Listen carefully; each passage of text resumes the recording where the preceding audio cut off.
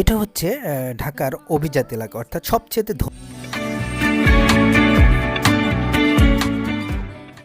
Hello guys, কেমন আছেন সবাই? আশা করি সবাই ভালো আছেন। Welcome back to my another video. আজ আমি আপনাদেরকে বাংলাদেশের সবচেয়ে অভিজাত যে এলাকাটা রয়েছে অর্থাৎ গুলশান, সেটা নিয়ে কিছু ইনফরমেশন আপনাদের সাথে আমি শেয়ার করব। তো আপনারা ভিডিওটি দেখতে থাকুন। গুলশান বাংলাদেশের রাজধানী ঢাকার একটি অভিজাত এলাকা এবং থানা। এটি একটি সমৃদ্ধ আবাসিক এবং ব্যবসায়িক এলাকা। এখানে কয়েকটি 5 তারকা হোটেল, উচ্চমানের রেস্তোরাঁ, শপিং সেন্টার, বিলাসবহুল বাড়ি ও অ্যাপার্টমেন্ট রয়েছে। প্রতিষ্ঠিত এবং সুপরিচিত বেসরকারি ইংরেজি মাধ্যম এবং আন্তর্জাতিক স্কুল, ব্যাংক, দেশীয় ও বহুজাতিক কোম্পানির সদর দপ্তর, সদস্যদের ক্লাব এবং বেশ কিছু দূতাবাস এবং হাই কমিশন রয়েছে এই এলাকাতেই।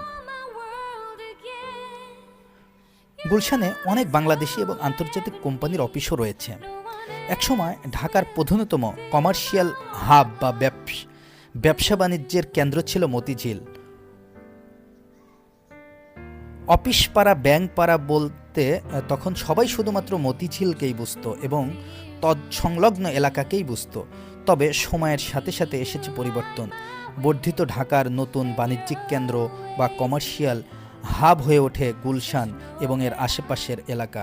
গুলশান এবং বনানী এলাকার পরিকল্পনা করা হয় অনেক আগে। সে সময় ঢাকা শহরের এক প্রকার প্রান্ত ছিল এই এলাকা, কিন্তু সময় যতই গড়িয়েছে এই ঢাকা ততই সম্প্রসারিত হয়েছে চারিদিকে এবং গুলশান ও বনানী এলাকা পড়েছে সেই সম্প্রসারিত এলাকার ঠিক মাঝ বরাবর। এই এলাকায় গুলশান লেক নামে একটি হ্রদ রয়েছে। উপর থেকে ঘড়ির কাঁটা বারিধারা লেক থেকে গুলশান 2 স্কয়ার লাইন দেখা যায়। ইন্দোনেশিয়ার দূতাবাস, Gulshan lake park, Gulshan 1 circle, Gulshan Avenue.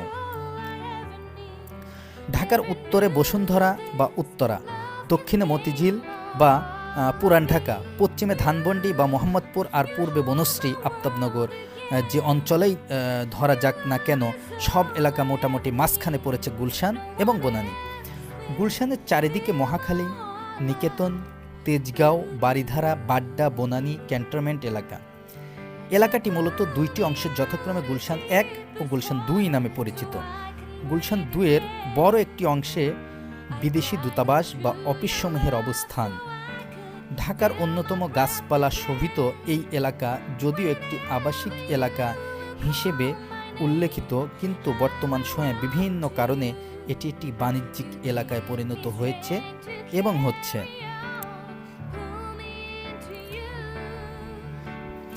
Gulshan যোগাযোগ ব্যবস্থা সবচেয়ে বড় ভূমিকা রাখে মাঝ বরাবর চলে যাওয়া গুলশান এভিনিউ। এটি উত্তরে দূতাবাস এলাকা থেকে শুরু করে গুলশান 2 ও গুলশান 1 নম্বর সার্কেল হয়ে দক্ষিণে হাতিরঝিল পর্যন্ত বিস্তৃত। গুলশান 1 নম্বর সার্কেল থেকে এক পাশে মহাখালী, অন্য পাশে বাড্ডা লিং রোডের সংযোগ রয়েছে।